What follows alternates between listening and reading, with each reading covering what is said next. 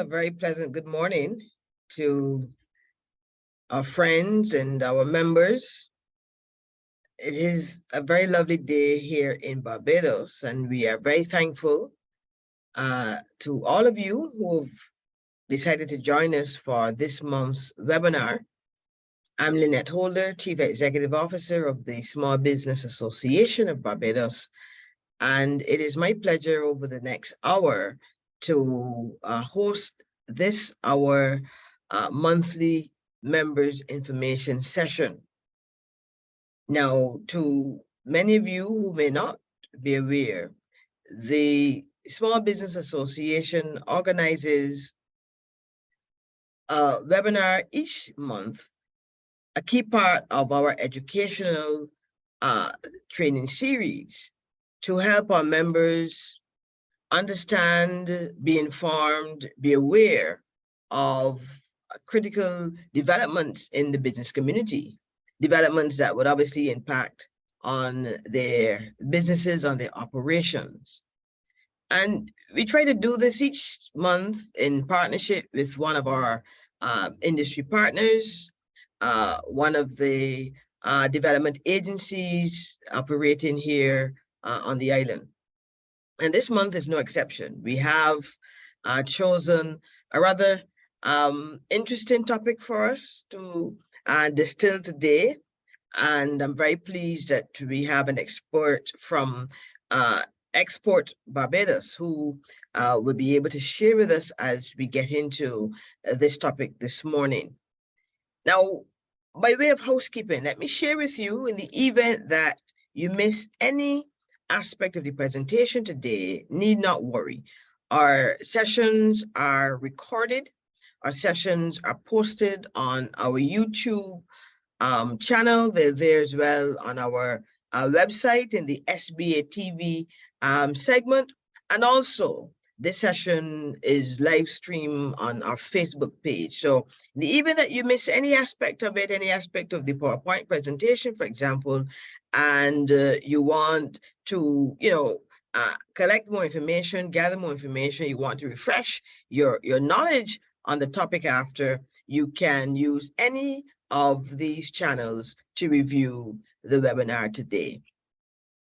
Now, this session is a little uniquely designed because it is really geared towards those who are in the food and beverage sector, small manufacturers, agro-processors, and even those who may be thinking about an export strategy. You want to know, well, how can I go about building my capacity that I can improve my operations domestically, that I can maybe broaden my market share in the domestic space, or how can I internationalize my product offering? And obviously, to do so, you want to make sure that you meet certain international standards, certification, and quality, etc. So you want to know, well, how can I build capacity in order to do this? It's a part of my business plan, my business model, my export thrusts, my overall development strategy. You're saying to yourself,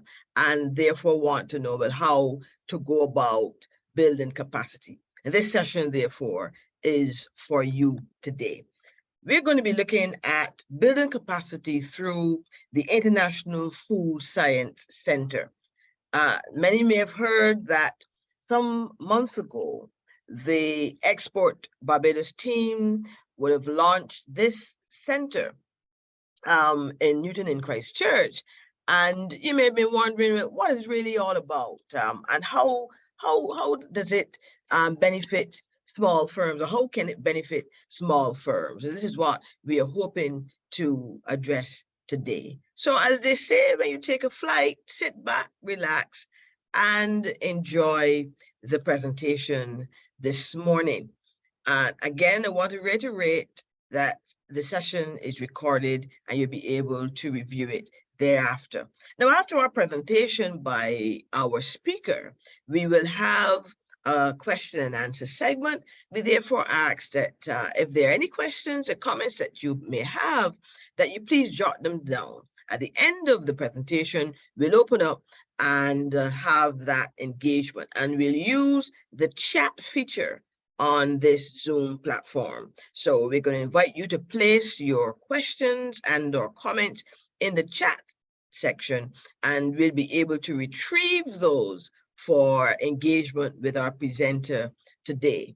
And at the end of the session, this is at the end of our webinar today, we're going to post in our chat a short evaluation survey that we're asking you to please complete. Very short evaluation tool.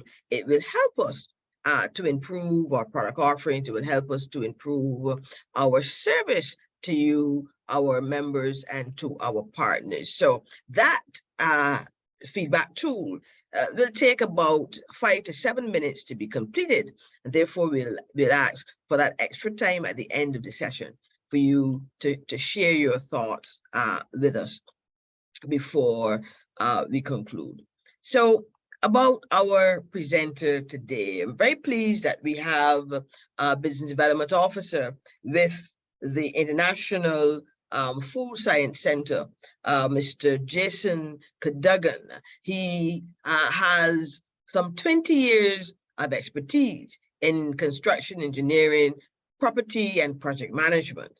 And at Export Barbados, he's collaborated with businesses operating in various stages and markets, helping them to achieve success through the renovation or creation of commercial and industrial spaces. Jason specializes in optimizing facilities and infrastructural management, ensuring that physical spaces are spatially designed to maximize operational capacity and staff comfort. So we have someone, therefore, that is very much competent and able to help us understand a little bit more about this new entrant, if you may call it so, into the marketplace. This center that has been established to help our small businesses, other types of businesses, I'm sure, but our focus is on those small entities, agro-processors, small manufacturers, how they can actually benefit from the International Food Science Center. And so, colleagues, without any further ado, it is my distinct pleasure to welcome Jason Cadogan, a business development officer with the center, to share with us this morning on this very critical topic and help us to understand how is it that our small firms can build capacity through the International Food Science Center. Jason, good morning and welcome. Good morning all, and thank you, Dr. Holder, for that warm introduction. I'm gonna just put on my video. Here we go, good morning. So you can put a face to your name. I'll just share my presentation. Right, so again, thank you for the opportunity to speak towards the International Food Science Center, building capacity through international food science, and how the IFSC could take the hassle out of manufacturing and guarantee that your products are made to international standards. So just a little background about myself. Again, Dr. Holder introduced me just now, but just to reiterate, again, technical business officer, business development officer for 20 years of experience in construction and property management. Having worked with Export Barbados, BADC for 15 years, I've worked with quite literally every type of business that you could imagine at various stages and markets. Is one of the passions and joys I have in my professional work. It is always something different every day, different client you're working with, different problem you're trying to solve. So during the course of my work, I specialize in optimizing facilities, and again, infrastructural management, and it's all about trying to make spaces comfortable for people to do the best work that they can do for their operations and for their staff as well. In addition to that, I'm also a certified digital marketer, CDMP. I have a specialization in marketing, automation, and artificial intelligence. So although I have a background in construction engineering, I'm also passionate when it comes to technology. I'm a member of the American Association of Small Business Consultants. And last but not least, I'm also an awardee of the Prime Minister's Award of National Innovation in 2012. So that's just a little background about myself. And then we can actually get into the presentation itself. Now, for this presentation, you're not going to hear me use the word I a lot. I'm going to be using the word we. Because today I'm not only going to be a business development officer, but I'm also going to be wearing the shoes of a juice manufacturer, if you are a pepper sauce producer, or any other skills or businesses are represented today among those who are in attendance as part of the membership of the Small Business Association. So we're going to use the word we because we believe at Export Barbados that we have a professional stake in the success of businesses, and we like to see businesses win. So today, as the saying goes, we'll be walking a mile in your moccasins, and you're working a mile in your shoes. And I think in the next hour, we're actually going to do a bit more than just a mile in that space of time. So it is really about changing the culture when it comes to agribusiness in Barbados. We're talking about the need for a paradigm shift in terms of how we do business. And as a wise man, I'm not going to say what a wise man is, but a wise man once said that doing the same thing over and over again and expecting different results is, and we all know what the word we can put in there is. Because this is something that not only happens in our personal life, but also kind of creeps in and trickles into our business habits. And if it affects our business habits, it also affects how we do business within industry as a whole. So there's a need in terms of agribusiness in terms of doing things differently. We do things that are familiar, and when they are familiar, they become easy, and vice versa, and it kind of creates a negative feedback loop. And there's a need to change that mindset in terms of how we operate in the agribusiness sector and the business as a whole across the board. And the thing is that within this feedback loop, unfortunately, this is a place where it's basically the opposite of innovation. Unfortunately, when innovation suffers, so does market leadership, so does revenue and business profitability. So the question is, what can we do to change that mindset and culture in terms of kind of raising the bar and putting, as I said, jet fuel in terms of how we do business in terms of the agribusiness sector? But I guess gives a context in terms of how we get into the presentation itself. So for the agenda this morning, we're gonna, before we even speak to the International Food Science Center, let's look first at what fundamentally is a shared use facility, or SUF. What are the benefits and examples of different types of shared use facilities? And then we're going to speak specifically to SUS for food in that context, and then move into the SUF for food within a Barbadian context. And then we can then tackle in terms of how that has manifested in the International Food Science Center at Newton Industrial Estate. We're going to speak to the industry needs, the history and the gestation, the process that we took to get to this point finally.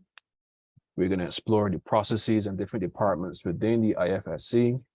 And we're also going to explore the whole concept of international food certifications, and in terms of what you can do to maximize your export potential as an agro-processor producer. And as a part of this presentation too, we're also going to do a virtual tour of the facility. And then we're going to have our conclusions, our Q&A, and then we can make a special invitation towards the end for all those who are in attendance. So the question is, what is a shared use facility? So at the very core, it is a pooling of resources of like or similar businesses working together.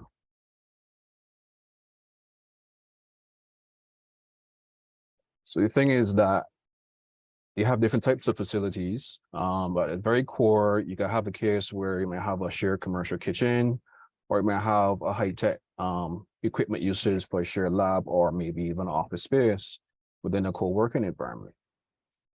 So that is basically like businesses working together sharing resources, sharing knowledge, sharing techniques and skills to better the industry as a whole. Every shared use facility has its own business model, so that might be in the form of membership or traditional rental arrangement that might be billed on a monthly basis, or you can actually use it to be billed on an hourly or a daily basis. It all depends on what is needed by the client. So the point is that it's all about adaptability and fulfilling the needs of the client and being flexible in terms of how the facility is being used. What's important too also is in terms of scheduling, because you want to be able to have a program in place that makes best use of the equipment, makes efficient use of the equipment, but also fair use so that one client isn't favored compared to the other. So program management is part and parcel of running an SUF. And it's also about protecting intellectual property, because you want a case where you want clients. And of course, if you are making juices and you're making condiments and pepper sauces, you have your own special secret ingredient in there that sets you apart from others in the industry. So the point is that you want to be able to protect that even while making use of the SUF. And I think was also the most important component when it comes to SUF is community building. You want to be able to foster that community through networking and collaboration, because why? Working together, we're stronger as an industry. So what are some of the benefits? So one of the things that we can look at that's beneficial through the use of SUF is that you have, again, access to resources, space, and equipment. Individuals who have expert knowledge in a particular field, depending on the type of SUF that it is. And also you have opportunities where the small organizations and users that don't have the financial resources to build their own facility, they can make use of a SUF that is far more affordable on an hourly, weekly, or monthly basis. It's also about unifying your strategic mission on a local, regional, national level through economies of scale. And it's also about lean manufacturing or lean design, because you have a situation where you can use the SOF when you need it, and you won't have to worry about all the things that come into play in terms of if you had your own facility, having overheads, great amount, a significant amount of investment and time to run your own facility. You just use the facility when you need it. So becomes adaptable and becomes flexible. So some examples, you have co-working spaces, shared office spaces where freelancers, startups and small businesses can work, which just not only just provide space, but also amenities like meeting rooms, internet access, printers and audiovisual equipment. You can have maker spaces or hacker spaces where you have workshop environments, people who are interested in woodworking, electronics, digital art, or other creative or technical fields and come together to share resources and knowledge. You can have an SOF in the form of a shared laboratory where you have facilities where researchers, students, and startups can access specialized scientific equipment and resources that they otherwise couldn't afford. And specific to this presentation, you have shared use commercial kitchens, which is a licensed facility for professional grade kitchen equipment available for use by food entrepreneurs, caterers, and others in the food and agriculture industry. So we can move on specifically when it comes to the food SUF. So these are shared kitchens or kitchen incubators where you have, again, ovens, stovetops, fridges, freezers, prep tables, and sometimes packaging and bottling equipment. The design will be rented out on a flexible basis, allowing food businesses to schedule and pay for only the time that they need. And this approach helps reduce overhead costs and makes it easier for small businesses and startups to launch and grow. In terms of the types of SUFs for food, again, we mentioned shared commercial kitchens. That's the most common type of SUF. Fully equipped kitchens, they could be rented on the hour or by day. and they're often used by caterers, food truck operators, bakers, and other food businesses that can't afford usually a full-time commercial kitchen. You have culinary incubators or accelerators. An example you have here is a ghost kitchen. And they're designed to support early stage food businesses, often with a specific focus. In addition to shared kitchen space, they might offer mentorship, networking opportunities, and sometimes also forms of investment, which might be seed funding. Another example is food processing centers. These are larger facilities to handle food processing on a commercial scale with specialized equipment for canning, bottling, packaging, and labeling, which is perfect for businesses that produce food for retail usually. Co-packing facilities, multiple businesses that can have products produced and packaged with a focus on packaging, specifically food, but also household goods and other products for clients across a broad range of industries. And generally, we can have agro-food hubs where you have, but this more leans to the raw material side of the value chain when it comes to agribusiness, which can include production, processing, distribution, and sometimes retail. But they also have amenities such as cold storage, distribution facilities, farmers markets, and so on. So that is kind of classing the different categories of food SUFs across the board. So in terms of the need for a Barbadian food SUF, now this has been a concept that has been around since the early 2000s. It's been in gestation for at least 20 years. And originally, the original food SUF concept was built on supporting pepper sauce and the condiment industry and condiment manufacturers. So if you work in that industry, if you're a player and a competitor within that industry, you may understand certain traits that you might find happening in the industry right now as it is. And we're talking about doing the things that are familiar and things that are easy. We talk about independently sourcing raw materials, working in silos, processing raw materials for finished product, also doing that independently and working that as a silo.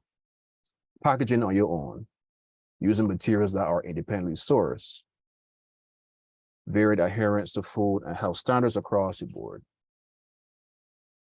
and having overall a strategy on the individual level, but not having an overall industry strategy to support those players collectively as a group. That is business as usual right now. Now that is the status quo that we are trying to change and to innovate on.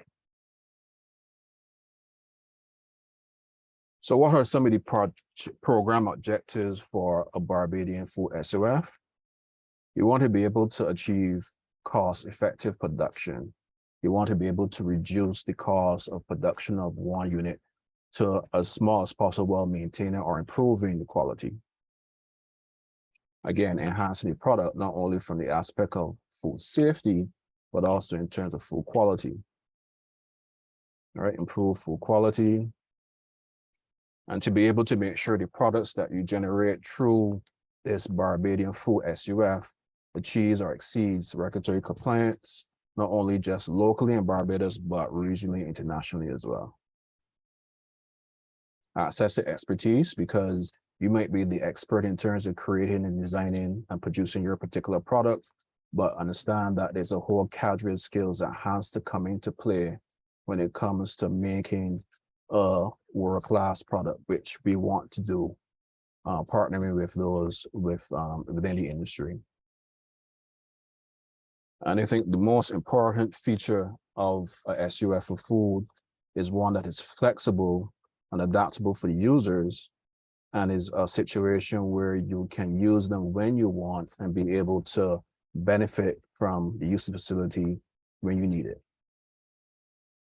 And altogether, we're trying to achieve innovation through food science and quality assurance.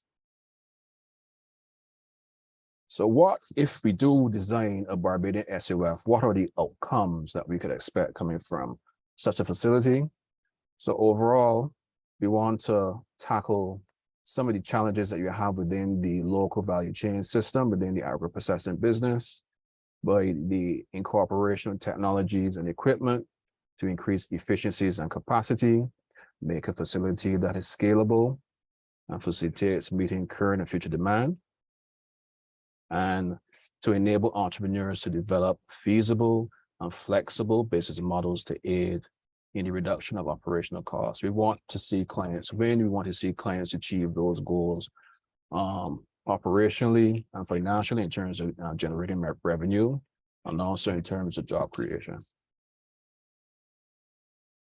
Ultimately, it is the creation of a functional cluster program. So you're having, again, like businesses coming in together, working, sharing skills, sharing abilities, sharing knowledge, so that everybody within the cluster can benefit from it.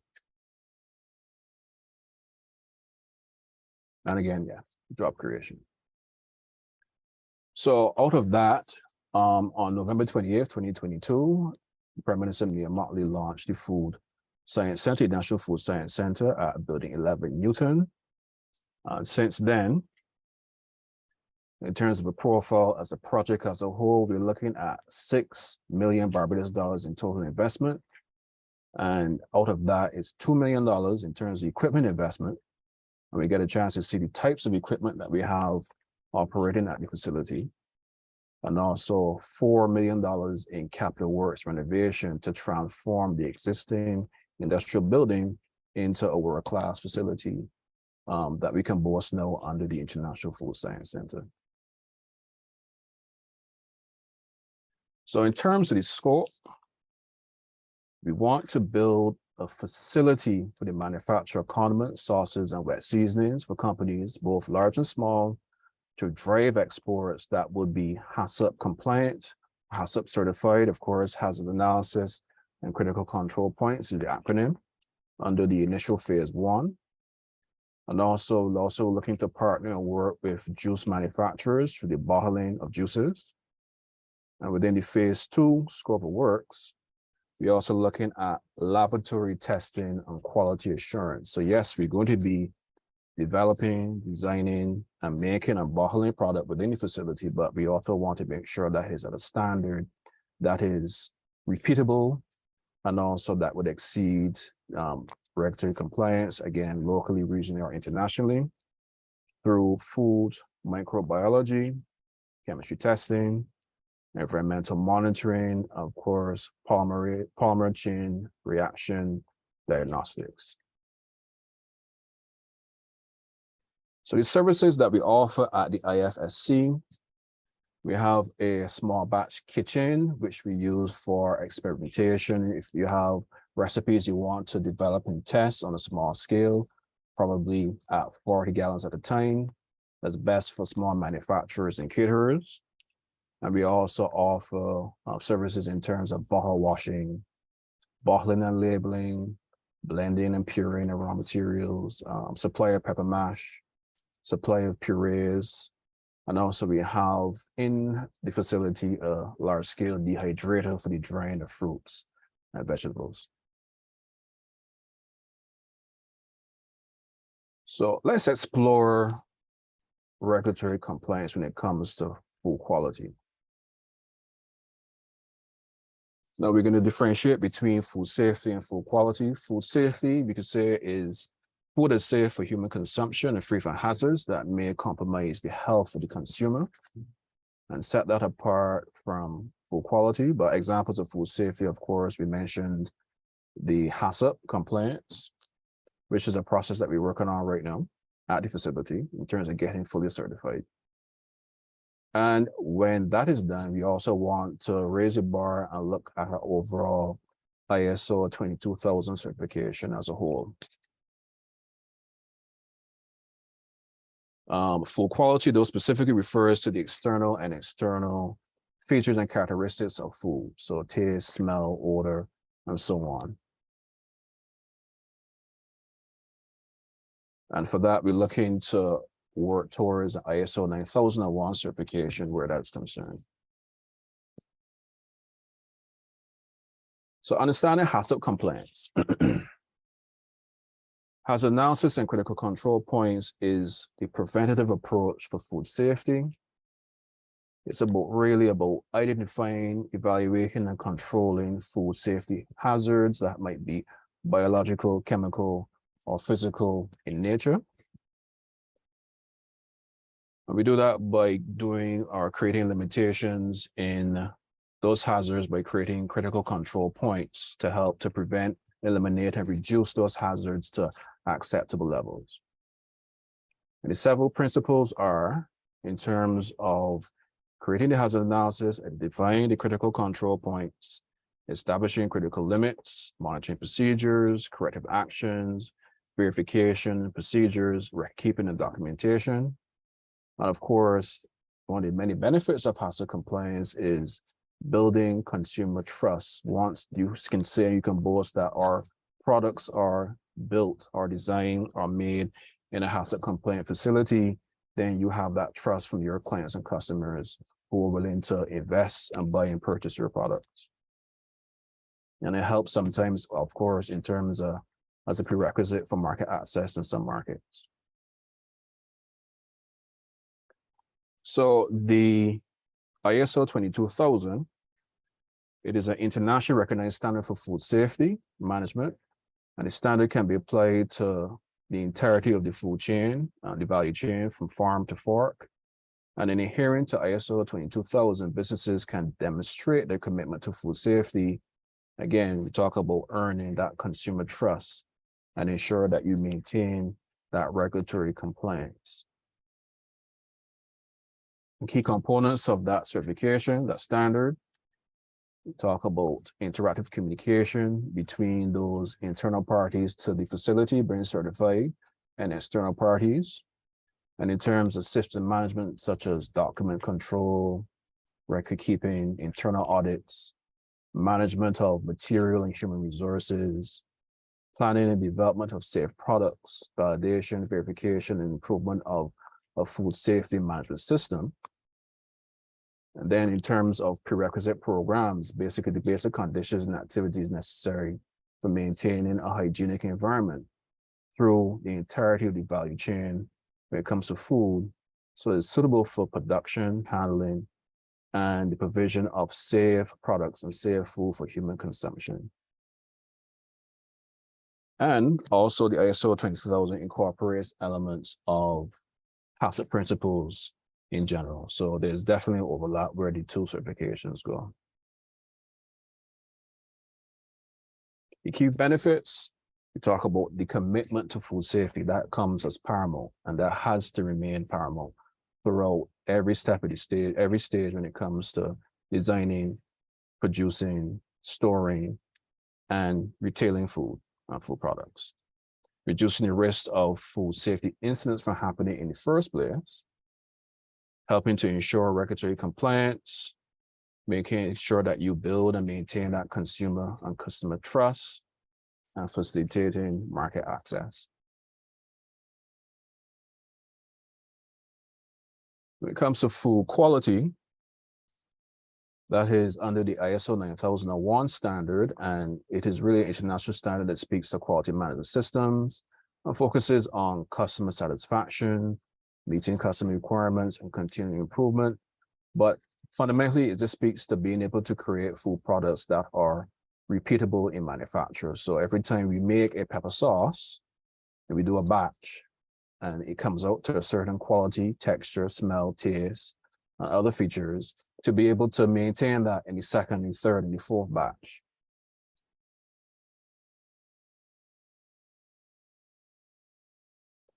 So we have some photos in terms of the construction process and the fitting out of the equipment within the facility.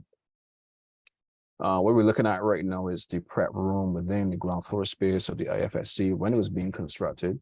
And we have a couple of prep tables, some sanitization sinks, onion peeler, and a number of robot coops on one side. And further into the facility on the ground floor, we move from the prep room into the production space. And as a part of the equipment that we would have purchased, we have an agitator. which is on the right side, and those that would have connected to two 400-gallon steam jacketed kettles that you can maintain food at a certain temperature, put food through, and be able to either pump directly from the steam jacketed kettles into the bottling plant, or be able to transfer it over into either a holding tank or a fermenter, which is also purchased as part of the equipment for the facility. And this, for me, is the star of the show, the bottling plant. This is a large conveyor belt system with a hopper that you can pump from the kettles or the fermenter or the holding tanks directly into bottles, and the capacity. And this is where we talk about capacity now in terms of how it can benefit users of the facility.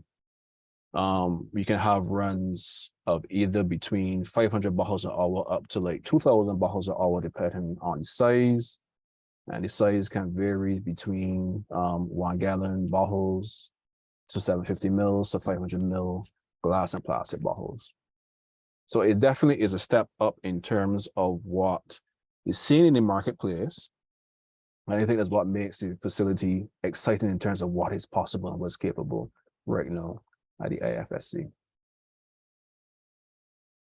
So we have the small batch kitchen. Again, that is in the facility upstairs above the production space, and is better used by small batch manufacturers for testing recipes, for being able to do experimentation, and to just do small runs at most likely 40 or around 40 gallons at a time. So we're going to have a very quick virtual tour, starting with the small batch facility. We have a client here about to prepare a batch of vinaigrette. So it's just a walk through a facility. We have convection ovens, stove tops, a 40-gallon, small 40-gallon kettle, foot operated piston filler, storage for utensils, fridges, freezers. So again, a small area, but again, this is a small batch kitchen. So that's what you're expecting there. And again, best for experimentation and recipes, just doing small runs.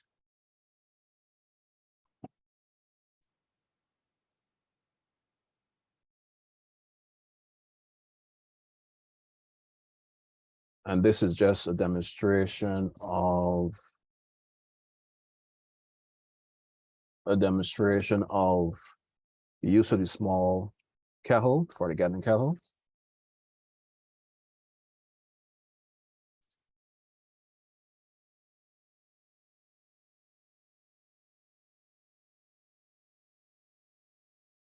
You can actually pump directly from the kettle into the small piston filler, which you can use to fill woozy bottles, flasks, and the like.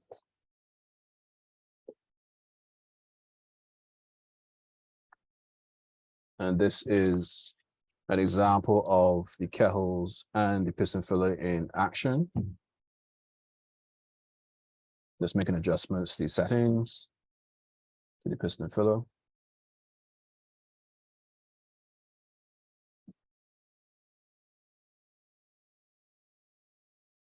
So you can fill up 2 at a time. Again, small runs.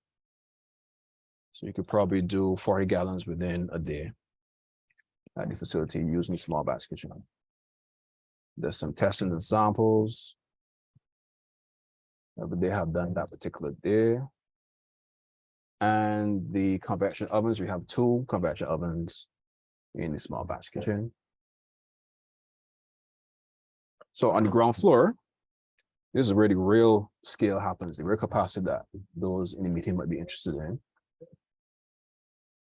So starting off with the raw storage material room. This is where we keep all of our onions and garlic. This is where we have our walk-in chiller located to racking.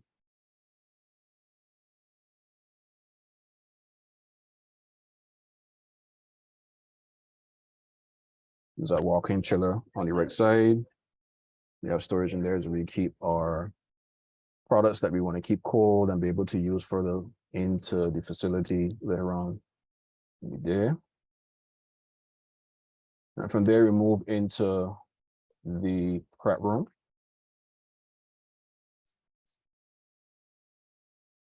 We have 2 robot coops.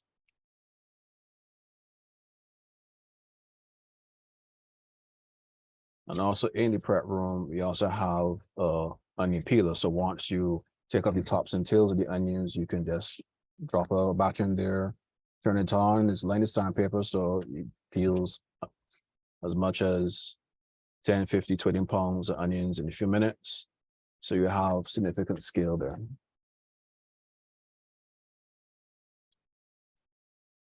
And into the production space proper, this is the agitator, it's a 200-gallon agitator.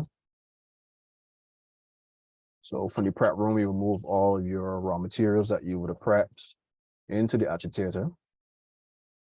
And that is the agitator working now.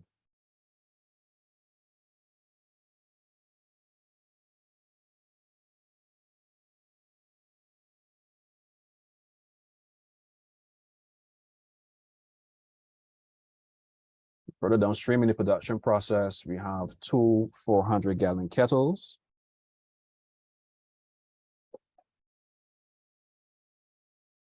That you will pump material, your product from the agitator into the kettles.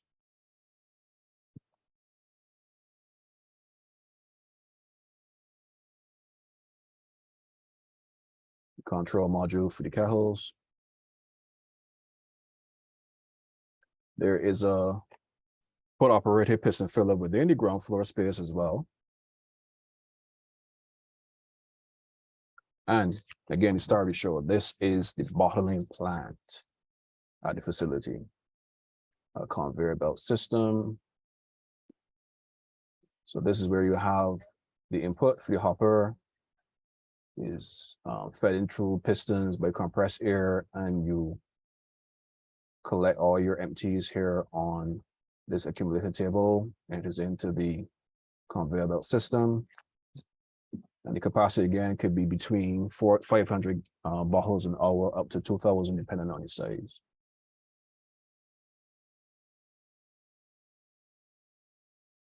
Again, from the inside view, hopper, conveyor belt system. It also caps your bottles. Cap it here. And it also is, there's a label as part of the process. Labels at this station here.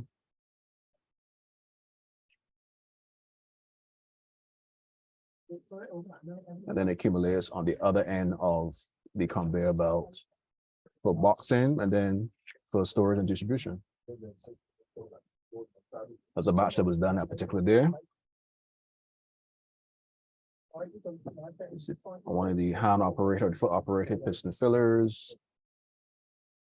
And here we have a run of one of our products being done at the facility.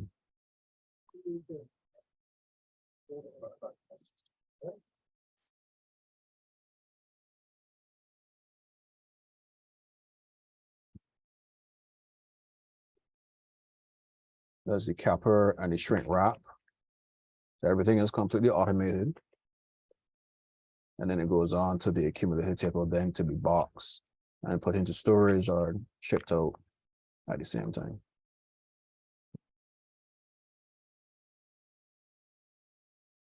Here we have the bottle washers. So you have one washer to soap up and then one to rinse.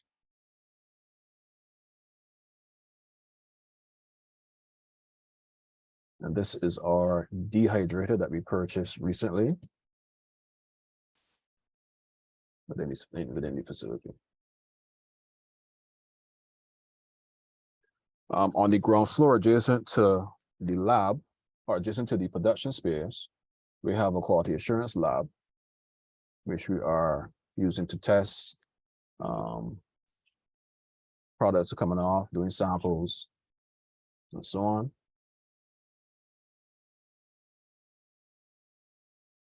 maintain quality assurance.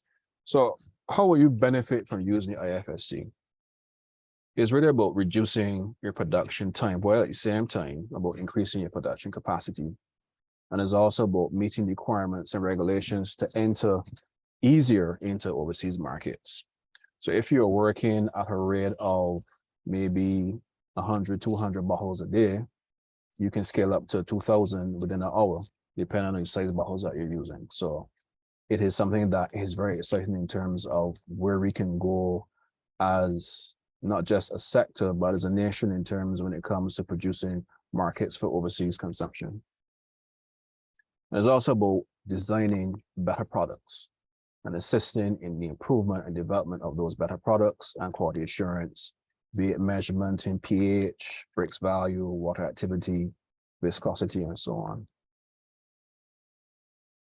So altogether, that's what we're able to achieve at the facility. So the thing is, we mentioned about doing what came easy and familiar. And the thing is that culture of unfortunately working independently, working as silos, the IFSC disrupts that and those processes. So it's not business as usual. We're looking to raise the bar when it comes to creating a new normal where agribusiness is concerned. And the whole point is that you don't just innovate and stop, but you should innovate on innovating. So it's about being able to create a better habits in terms of how the industry operates. And at the end of the day, to be able to make sure that we're mindful of what's happening in the market and to be adaptable to those needs. So if there's a change in the taste and what the clients of juice makers and condiments makers are seeing, then we have to adapt to those changes and keep in line with those trends. And that in that way, you will always be front of mind in terms of how we could succeed as an industry. All right. So thank you for that presentation. And if there are any questions, by all means, I will do my best to answer. All right, thank you very much. Colleagues, we've just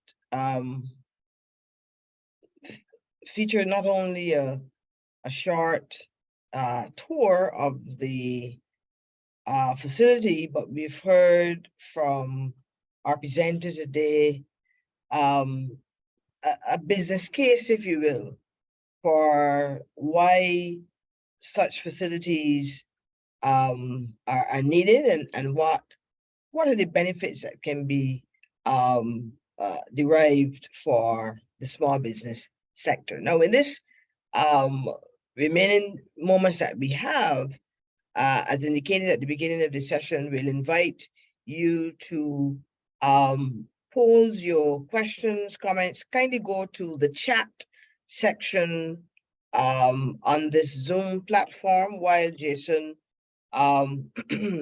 removes the share screen. We'll open up now for the remaining moments we have for your questions and or comments. So if you can post them there, please, at this time in the chat, this will help. And Jason, there are 2 questions I'm seeing there already for you as you read them and get your thoughts together.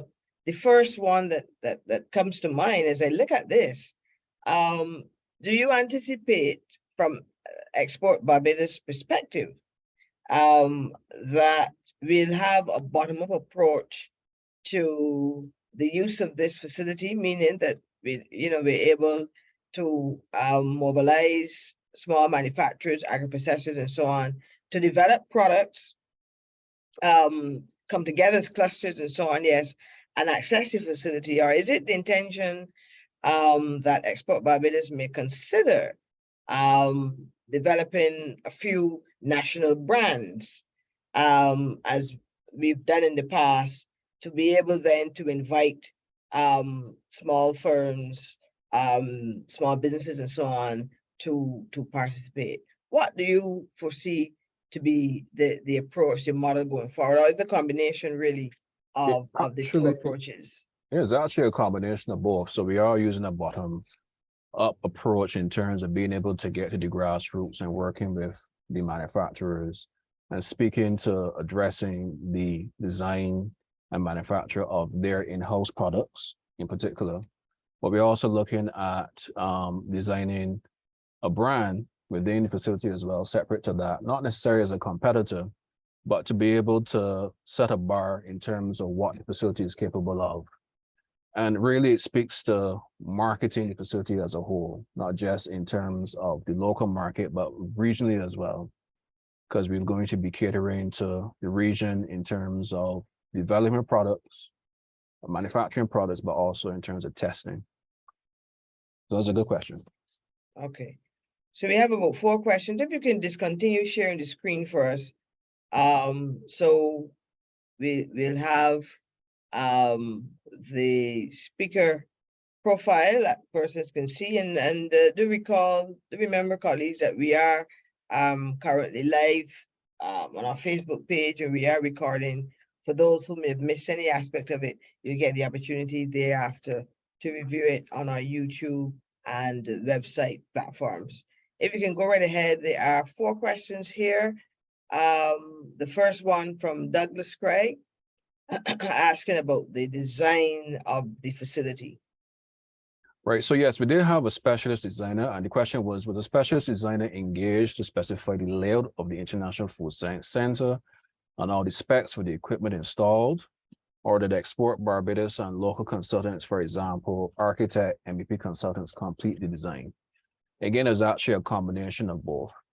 So on the one hand, in the ideation stage of the IFSC, we did work with a food safety consultant originally, and they would have specified all the equipment, they would design the layout, and then we would have handed that over to our contractor who actually did the facility as a build, operate, transfer type model for the facility. So they would have had their own in-house team that collectively did the designs when it comes to the design and layout, when it comes to the mechanical, electrical, and plumbing design for the facility. So it was kind of like a conveyor belt. So on the first hand, we had the food safety consultant create all the specifications, and then you had the design team in terms of construction, do that implementation to bring us to where we are now at the IFSC. Okay. And how do you combat cross-product flavor tainting? Well, that really comes under the regulations in terms of the HACCP compliance. So we have a cleanup routine where if you have a client working on a particular product, we do a thorough cleaning of the equipment. We do in-house testing to make sure that it is sanitized to standard and acceptable to the HACCP standard, and eventually working towards the ISO 22000 standard. And that through that testing and that documentation, we could ensure and show that there is minimization when it comes to tainting in flavors, tainting in any form, any sort of critical control points that might impact the use of the equipment by a subsequent using facility when somebody has used it before. So it's all about having that reliance on the regulation and standards. Okay. All right. You're seeing the question there from Leandra King? The exact equipment available at the blending and the pureeing of raw materials. I don't have the list at hand, but I can definitely share it with the membership. But we have in the prep room 2 robot coops. I cannot remember the capacity of them. But again, we have a handheld immersion blender, which we can use in small batch kitchen. And they have mentioned and shown demonstrated the use of the onion peeler.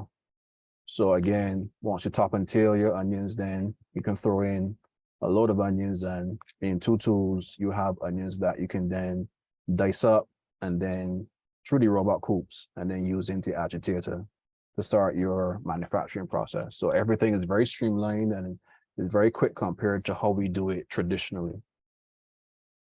And in terms of the cold storage, that is something that I will have to get back to you on, but I can give you contact information for my colleagues that can speak to that specifically. So we can handle that separately.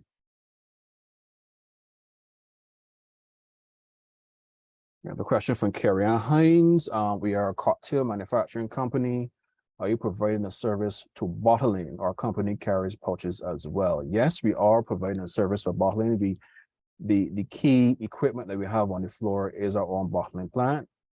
And it does work with glass and plastic bottles, but I will have to do a check on if it actually works with pouches. So again, let me make a note of that question and we can always get back to you on that, Carrie Ann.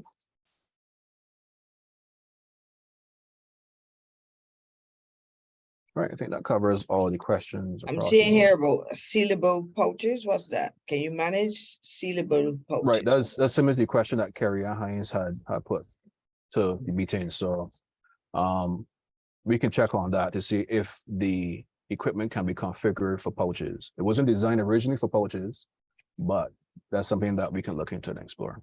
Mm-hmm. And the $1 million question, Jason, at least on my mind, is the cost model. No, you've not shared with us any information on this, because is it a service that is being provided to the sector? Is there a small fee, expected, a small investment? If so, what kind of amount are we talking about, etc.? Right. So in terms of the use of the small batch kitchen is $237 for use of the kitchen per day. But what you can do is that I can share with the membership in terms of the specific rates, because they all depend on the size of the bottle that are used, in terms of the larger production capacity. So I can share with the group the number for the IFSC in terms of being able to make contact, and then we can create a special catered custom package for you based on what your needs are. So it's hard to say across the board what the rate is, but we work with what the client's needs are, and we can work to suit based on what those needs are. Okay. Well, your price point right now is starting at about $237 per day. $237 per day for the small batch kitchen. That's working at 40 gallons for the day. But of course, now we're looking at a higher rate for a daily basis for the main production plant. All right. Okay. All right. So it's really about being able to maybe negotiate with firms or clusters of firms over a period of time to make sure that they can use the facility to manufacture their products, bottle washing or whatever it is, for a specific period of time. But we would want to think, and I'm sure this is the strategy and overall strategic goal of Export Barbados, that such a facility with an outlay from government, as we saw earlier in the slide, is really here to help not just big businesses, but more so I would think small firms who don't have the capital outlay to invest in these resources, that they can turn to the center to help with the production of their products. Exactly that. So if you have a case where you are operating in your kitchen, you might not be able to reach the sort of capacity that you need for the demand for your particular brand, then for sure, the IFSC is for you. And if you are at a level where you do have your own manufacturing plant, you do have a full-fledged manufacturing facility, you have your own space just for you, then what you can do is that you can section off a particular brand or process that could be done at the IFSC in particular, so that you focus on a core. But if you have a greater demand for a particular line of products, then you could come to us and we could handle that. Again, it's adaptable use. So we can handle that line if you need to get a batch of 20,000 bottles done over the course of a few days. Then it works either way, either for small or medium or even large manufacturers. But I'm also hearing an issue of scheduling though, because how do we go about ensuring that conflict in scheduling is minimized as much as possible. I mean, the event that, a small firm just got an order, just got a request for a particular product. They were not in the schedule. They obviously can't afford to wait an entire week or a long period of time to be able to fill that order, because then they run the risk of losing it. So those kinds of logistical and operational issues, would have to be coordinated. And I'm just querying, wondering, what are your strategies to address things like that? Well, keeping in mind too that the facility is only just 7 or 8 months old in operating, because we just launched in November last year. So we are gauging interest from the market, from our users, and seeing, well, if it's a case where you might have someone that may have an urgent need for use of the space, maybe we need to double or triple the capacity of the small batch kitchen to cater to those needs, or to be able to double the capacity of the main production line. So we are in the process of still filling it out, but so far it has been smooth running so far, and we've been able to accommodate those who've been looking at using both the small batch kitchen and the main production line. But as time goes on and the word gets out and we begin to market the facility more, but then we will need to double and triple what the facility is capable of. And luckily for us, we have the space, we have the room to be able to expand. So that is not an issue.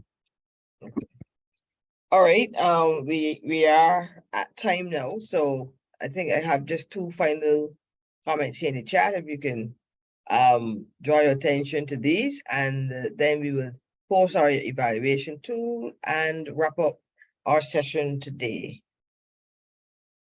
Right. So a question here is, what about if we want to do a large catering job?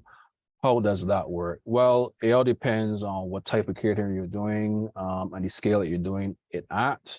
But again, it's best that we speak with you directly on a one-to-one offline, so we can assess your needs, and then we could definitely create a package that works best for you in terms of the cost and in terms of the time, the type of equipment that you would need to use. And in terms of confidentiality, is there a non-disclosure agreement at the IFSC? At this point in time, no, but as we begin to bring the HACCP and ISO standards online, those things that have to be explored. So we have to have those agreements in place. And again, the facility is young, so there's some work to be done in terms of the legal aspects, in terms of making sure that the client's products are protected in terms of intellectual property. So again, we're growing according to the needs of the client, so we're working on that as well. And yes, there are baking facilities, there are tool convection ovens. So again, if you have a need for that, we can speak with you directly, can give you contact with the facility, and then you can always make arrangements to do a walkthrough, do a tour, and see if the capacity is suitable for what you need. Okay, very good. Thank you so much. Not seeing any additional queries in the chat. So at this time, I want to say, Jason, thanks much for being a part of our webinar for the month of June. Colleagues, I know it was a little technical today. I know that, was a bit detailed as well as we went into this facility. But we are hopeful that you were able to have an appreciation for the information shared, as we wanted to really help our members, our partners, our friends understand and appreciate the role of this new facility, the International Food Science Center. As you saw there, significant outlay of investment made for this particular facility.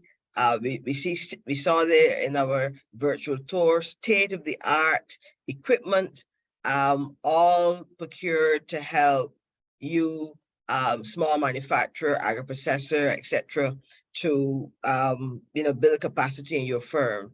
You can make contact with them if it is that you have an interest in using the facility for any aspect of your production process that obviously they cater to, and really benefit from this new initiative that has been brought to the marketplace to help us in our businesses to do better business.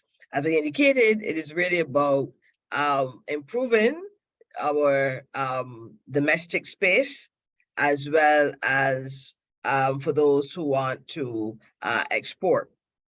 And they don't have the wherewithal to be able to do so in terms of producing the volumes, the economies of scale at home in their own operations, and they want to be able to scale up. So here's a facility that will help with that.